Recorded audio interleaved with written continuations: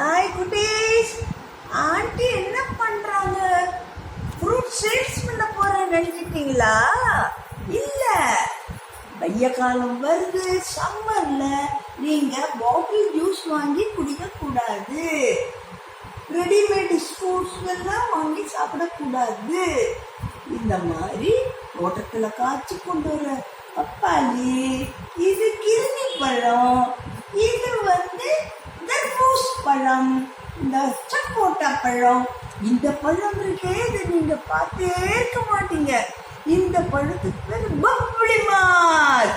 Bubbly மாஸ்னா சிரிப்பா இருக்குல்ல, இதுக்கு பேர் பப்ளி மாஸ். நான் என்ன சொல்றேன் கொஞ்சங்களா?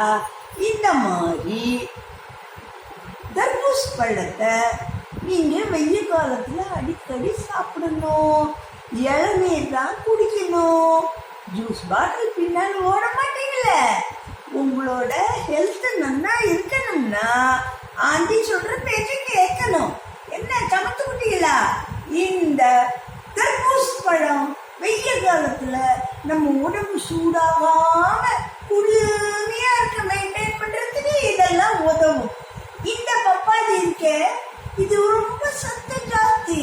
இந்த பழத்தை சாப்பிட்டோம்னாக்க நமக்கு கேன்சர் மாதிரி வியாதி எல்லாம் கூட வராதுன்னு சொல்றாங்க டாக்டர்லாம்.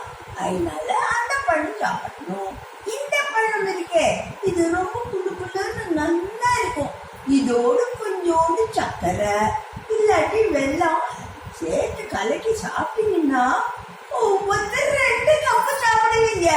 நீங்க அப்புறம் அந்த பாட்டில் ஜூஸ் கிட்ட இதுகிட்ட போகவே மாட்டீங்க.